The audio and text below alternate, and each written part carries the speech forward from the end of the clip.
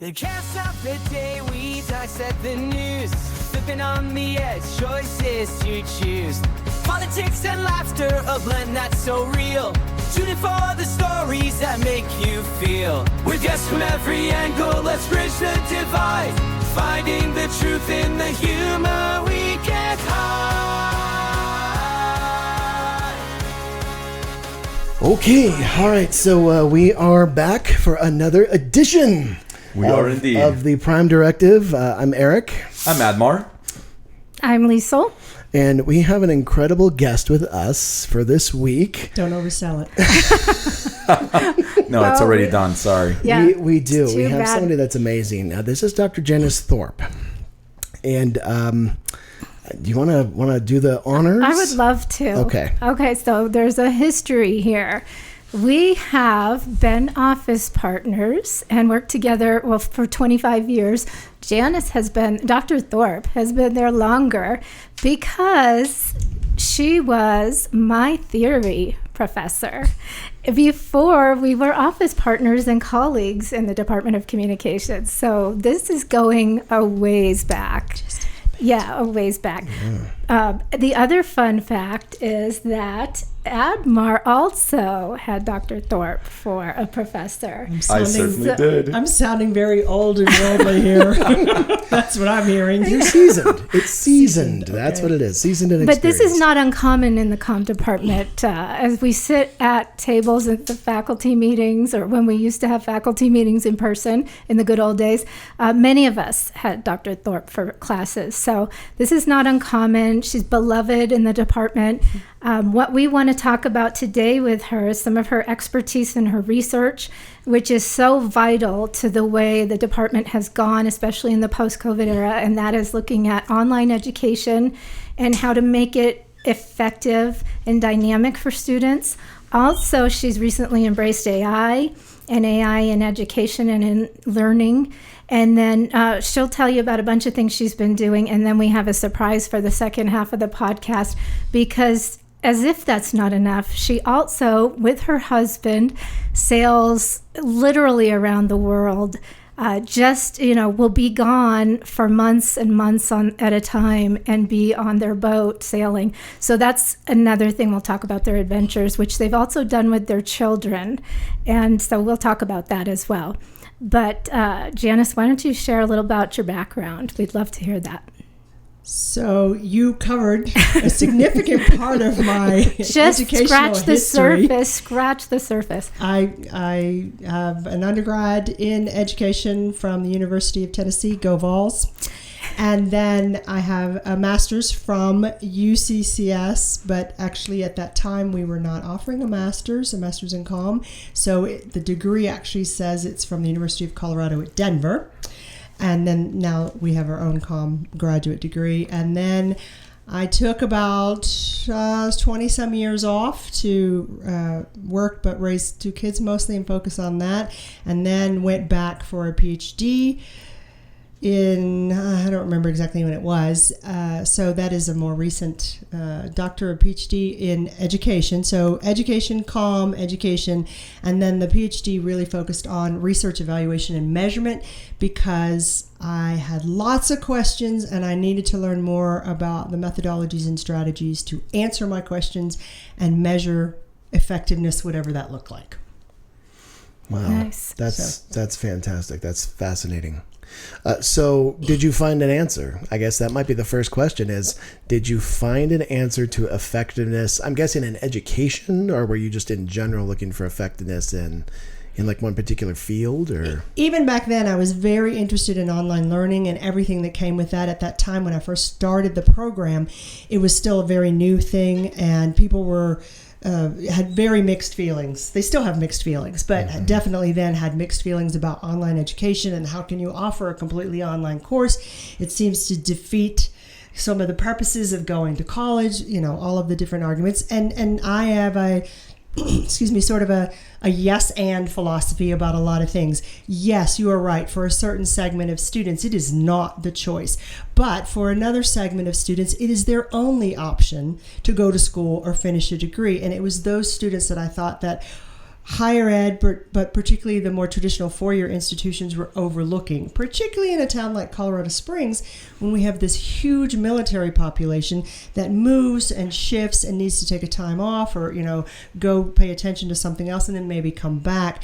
They were missing a path to finishing a degree. And so that was sort of the beginning of why I got into this. And there's still pros and cons of online education. COVID showed us that it is not a good option for everyone. Yeah. Our son, when he went to college, it was during COVID, and it was a terrible option for him. It was awful, as it was for many young kids. I think most teachers would agree with you that it was not the greatest, most ideal setup for any kind of pedagogy. For younger For students. younger children in particular, we really suffered. Yeah. Oh my gosh. So I was studying it way back then, and I was really interested in what made a good online class and what was my role as the instructor in helping that to be a good online class, and was there a certain way that you could design it or whatever. So now, whether something effective or not is going to depend on actually how you define effectiveness. So that's the key. What I gained was a much larger skill set and broader perspective on ways to measure effectiveness and the discrete components of that. And so just to kind of clear this up then, because I have a passion for this particular subject, but standardized assessment, does it prove effectiveness or not? What does the research tell us? On its own, no.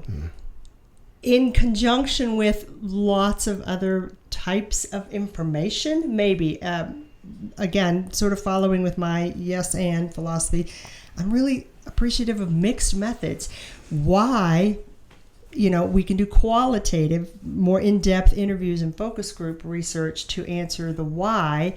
Quantitative research helps tell us how much or how many, but that's flat information without the why. Static. Without the why. And I think that the two camps often overlook each other or in tension with each other, and I don't teach that way. And I think that's only half the story.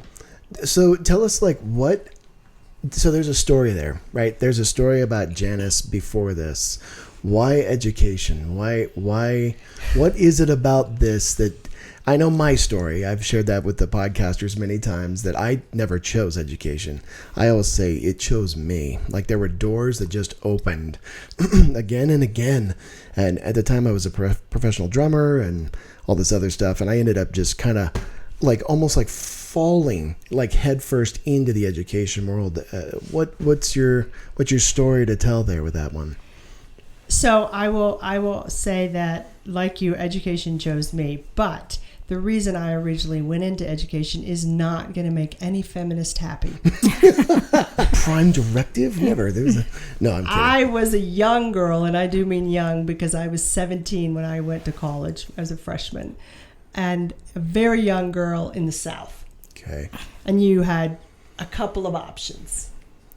In my mind, this would have been in the 80s. This is in 1980s. 80s. And okay. I'm, from the South. My background is very, very blue collar. I was the first in my family, so I'm a first gener, so no role models, kind of things like that. But I was determined to do something different. And so when I went to college, I have the comic strip, one little frame comic strip that shows all these graduates in line, and someone turns to the young girl behind her and says, "What are you here for?" And she says, "Well, I'm here for the MRS degree." Because that's what women, and during my time, at that time, not primarily, but typically would have gone to college for. And so just to explain for any of the younger viewers, an MRS degree is a Mrs. Degree. I'm sorry, I don't mean to, but yeah, so you went to college to get married. Yeah, that was the attitude, especially in the South. Maybe you think, or well, to meet somebody. You didn't literally get married on campus. You just met somebody and hoped for that to be the outcome. I see. Yes, but there were primarily at that time two other options, which was a teacher or something in the helping professions. nursing or physical therapy. I was going to be a physical therapist, and then I'm sorry, chemistry just took me out. Yeah, that's So I was like, Chemistry is that's hard. not happening. Yeah. Yeah. Yeah, that's a tough Yeah. one. So That took me out too. So very interesting. So you're first gen. You really are kind of like, okay. So the Prime Directive, our whole mission of this podcast. Oh, you forgot the mission. I know. I got to talk about it a little bit. Is to help people watching out there to find their Northern Star, right? To that we can learn from heroes of higher ed or heroines of higher ed, or, from each person's life and their experience, their journey. We can take some piece of knowledge and wisdom, and we can use it as a way to kind of like help forge that path. Since there's trailblazers that have come before us, obviously, that your life can be an example to some unbeknownst person out there. 2 people in this room. That you have like this almost unintended legacy that you can have just by doing what you normally do with your life. Almost any teacher has that Yeah. opportunity. When did you find that out? When did you learn that just by living and being who you're supposed to be, following your way, following your path, that's the way, that is what is authentic and lets people basically just come to the wisdom and the knowledge that you have, and almost imitate if they want to, or emulate, or sympathize with what you're doing. I never set out to be anybody's role model. God help them if they used me as a role model. Excellent. That's fantastic.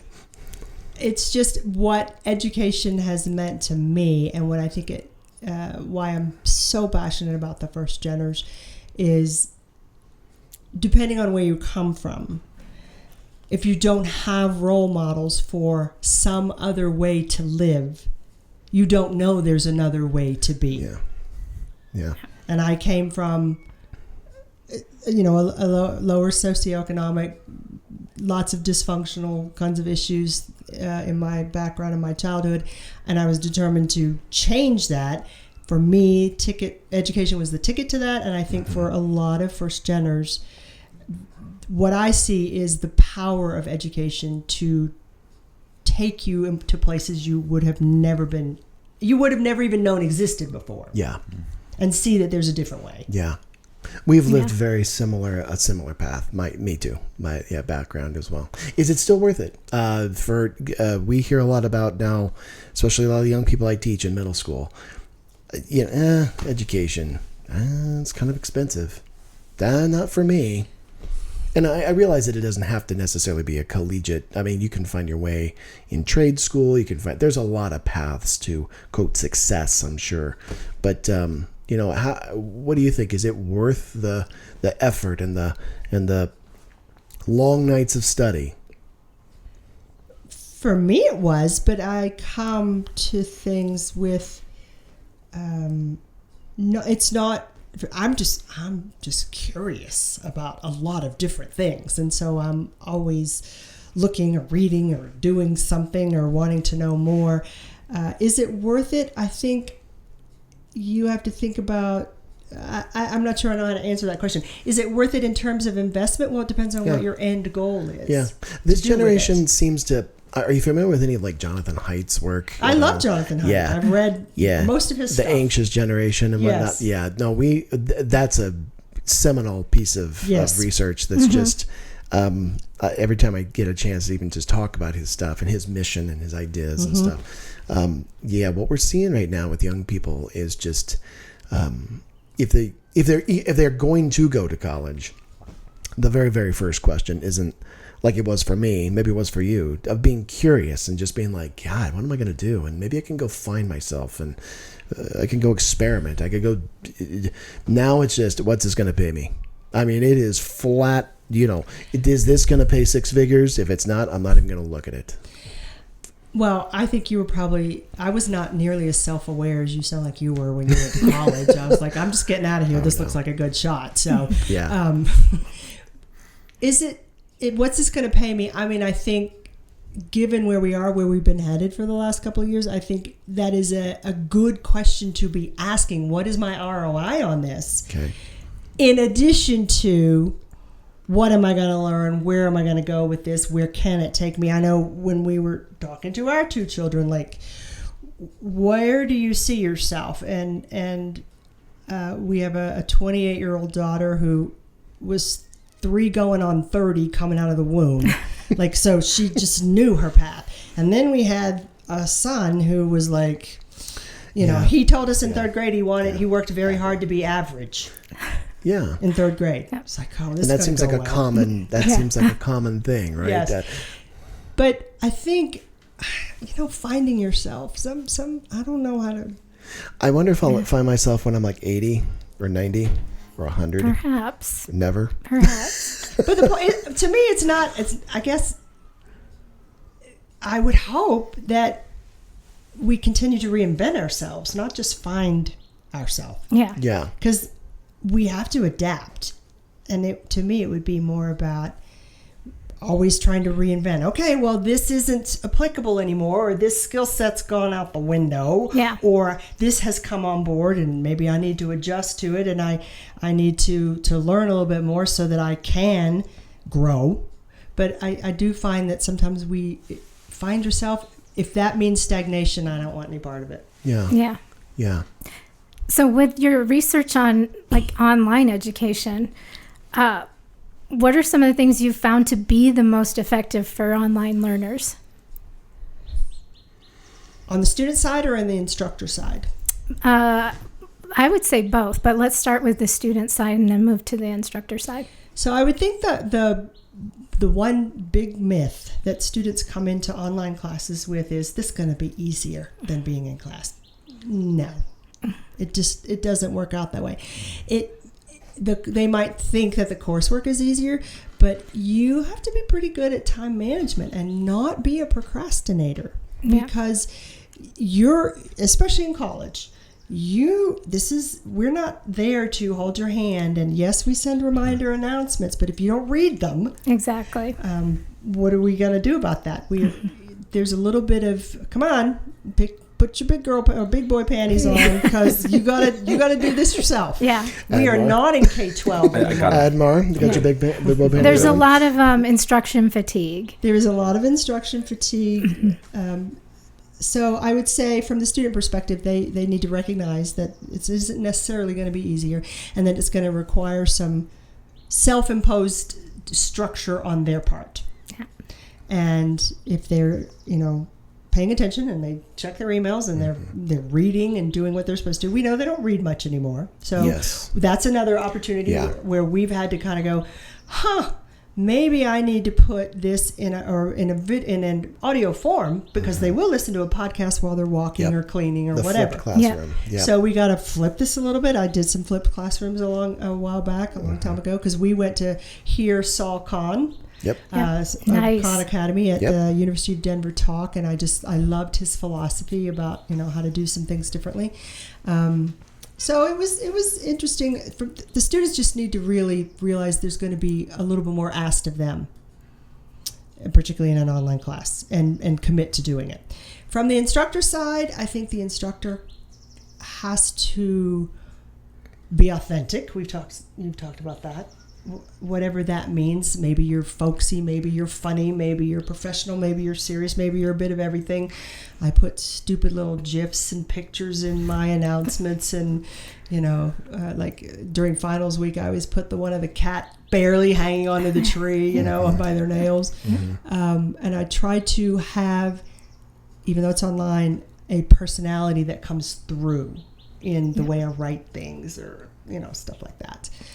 I try to give really good feedback, but it is more time intensive, I think, sometimes to design a good online class and teach a good online class than a lot of instructors might think initially. It is not push a button, take a quiz. And if it is, it's bad. Yeah. Typically.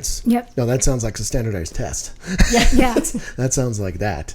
Yeah, no, I remember my first, you're speaking a lot of truth of what I experienced that first year as well at UCCS, barely getting into college.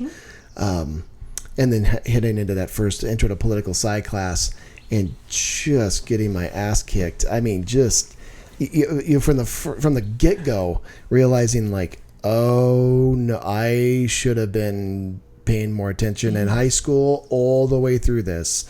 What do you mean 100 pages? I have to test in 3 days? What? And like for that first like semester, I almost remember like feeling like I was walking around like with a balloon head or something, just because you're, you're just kind of like, hey, what's gonna hit you next?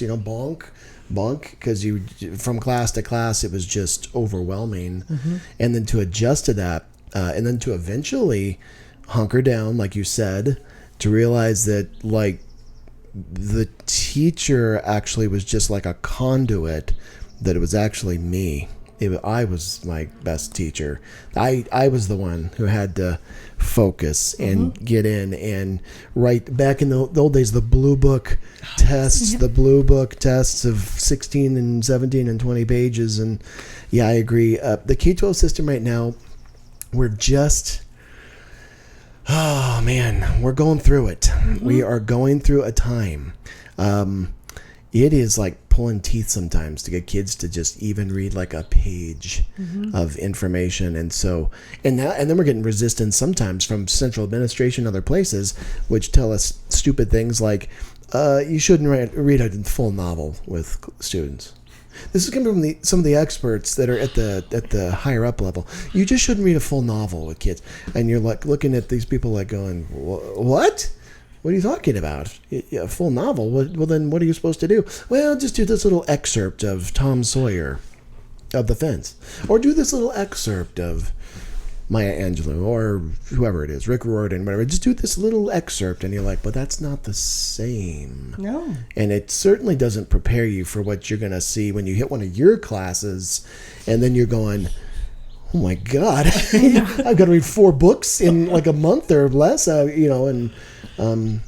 yeah, I mean. But it does track with what we're seeing even at our level, just as Janice said, they don't want to read as much. So at Janice, our level. Will AI save us? I mean, the future of education is, will kids get implants from old Elon and then start having the implant read for you? And let's start with an easy question. Will AI save us? I want the answer now, Janice. Yes. I want it right now, Dr. Thorpe. Yeah. Really. No, it's very interesting just how our paths have.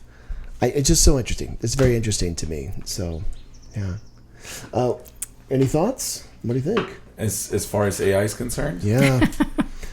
Oh, I got thoughts. Yeah. Well, I mean, now you're a multilingual speaker. Your thoughts have thoughts. Yes, they do. But My AI has thoughts too. Now, did you went through some of the education system in Europe? I did.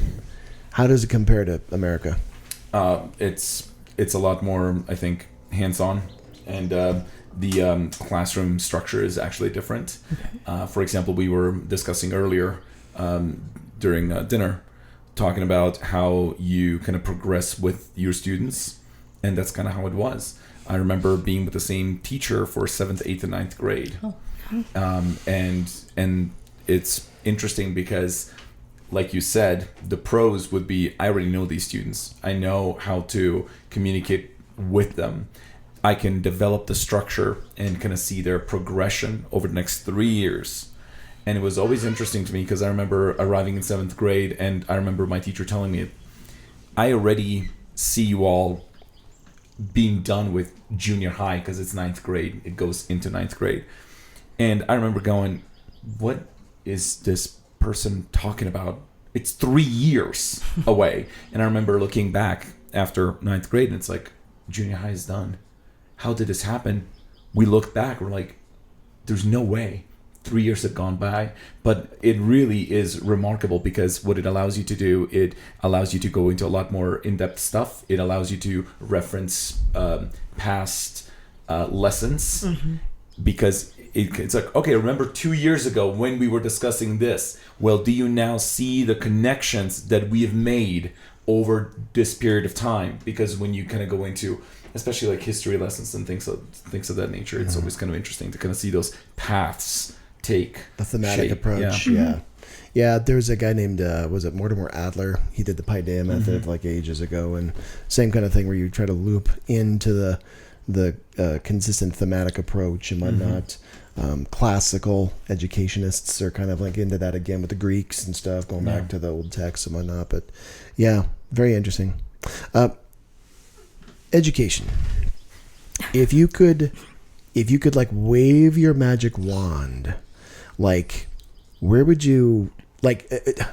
Because in America we've fractured it, right? We've turned it into this. It's a K through 5 system first, and then it's a middle school model, and then you got the high school model, which is kind of like a supposed to be right, like pre-college-y kind of, but that seems to have really just kind of, depending on where you're going, that could mean anything. It could mean that you're getting a regressive education, or it could mean that you're at some higher SES prep school, which is only for the 1% or something like that, right?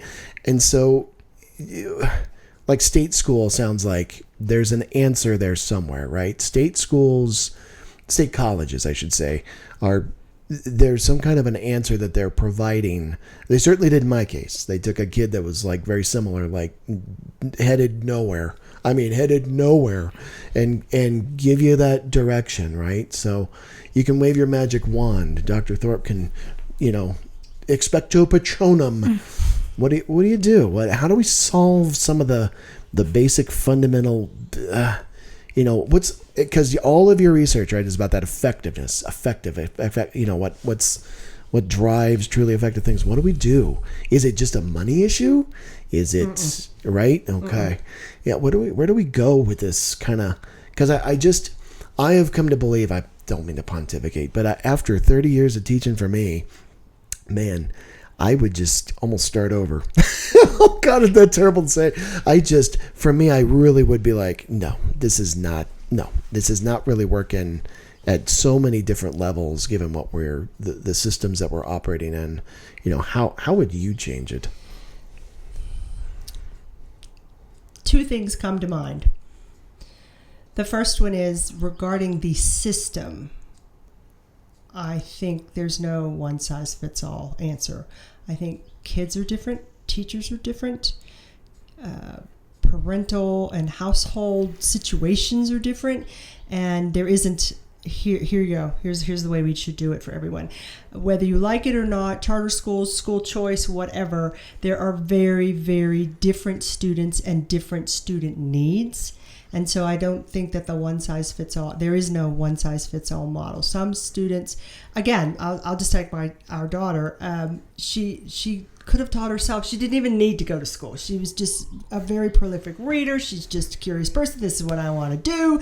I get out of my way, basically. Mm-hmm. And our son, oh God, there were days. Days. It's the boys. It's always us. But it's not always boys, but it's commonly boys. And yeah. so, both our kids went for a time to a charter school, and I wanted to make sure that it was small so that he couldn't get lost in the crowd, and that whatever the bottom set of expectations was, they were pretty high to begin with. Or else, because that's where he was going to be. He was working hard to be average, remember? Yep. So he was going to be here. And so I think different kids have different needs, and so there needs to be an opportunity for that. That being said, I've heard Jonathan Haidt speak. Mm-hmm. I've read a bunch of his work.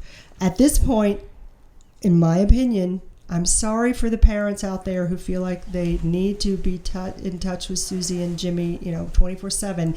But those cell phones need to come out of the schools during the school day. Yep. Put them in a packet, lock them in some locker room. Kids are not paying attention. The damage, particularly to young girls with social media and self-esteem issues, the availability of porn for young boys, it's absolutely awful. We struggled. When do we give them a phone? I am so glad we were a little bit, if you will, ahead of that, meaning phones didn't even become a thing until we had 16-year-olds already. So they'd had the opportunity to have something normal. That's the wrong word. But we're not fighting the battles that I know parents are fighting right now. Yeah. And that's hard. That's really hard. But I think if you look, I mean, speaking of school districts, if, the Boulder Valley School District has banned phones in the classroom. Yeah. So for them to be a leader on that, and with parental objections, and maybe there's a one case here or there, no, they've got to have their phone, but we're not saying throw it in the trash and don't even take it to school with you, but put it away. You can only pull it out at these points, or if somebody needs you. There is an office with an intercom system. Yeah. If it's really But urgent. if you've ever seen an addict, right, you can't take away my fix, my dopamine. I think it's fantastic technology. Yeah. I think it's been horrible for adolescents. Yeah. Right. And Scott Galloway from NYU says the same thing in a lot of his writings as well, that just,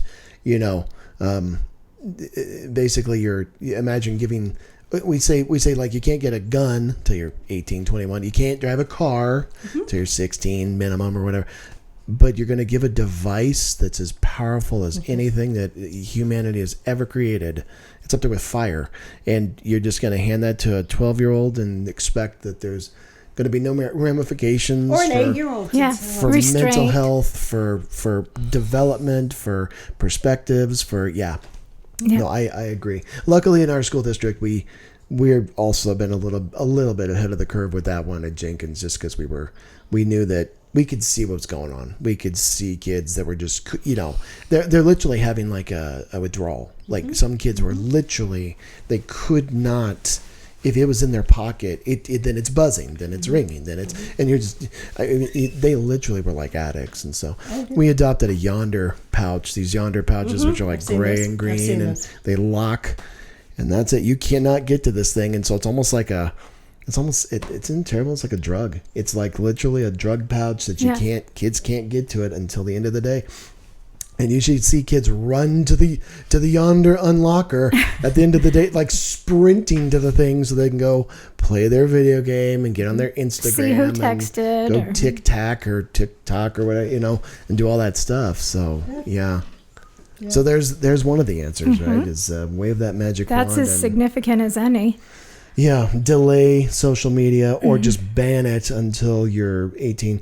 And you don't think that the leaders like Facebook and stuff have stepped up to do such a great job of I think that to some degree they're in a no-win situation. I think, one, their business model is built on some of this. We have some data privacy issues and what that looks like. Again, I'm always trying to figure out, okay, what is the both and solution here? Not that there's a solution at all, but what is the both and way to look at this? And ultimately, as hard as it is, and again, like I said, I'm glad I'm not in this situation right now. I think parents, and 5 or 6, maybe even 10 years ago, people suspected some of this potential damage, but we didn't have the evidence. Now we clearly have the evidence. We clearly have the evidence. So suicide rates and depression rates. Yeah. And it's like a hockey stick. Yes. Yeah. So now that we know this, okay, let's regroup and think about how we're protecting these kids. Not only it's a matter of protection in my mind, but we're also in some ways stunting, I think, their development. We go out to dinner and we see whole families, everyone's sitting around like playing on their phones, and they're out to dinner. They're not even in their own house. They went out. They're paying extra to go out to play on their phones. So what's the point of this? Yeah. Join us on this path, let's ignite the blaze. So grab your headphones tight, let's go for a ride. With every spin and twist, we'll cut and run and hide. The Prime Directive, where the laughter's alive. Society's reflections, let's help each other thrive. Politics and culture, oh what a blend. Join on the journey and let's set the trend.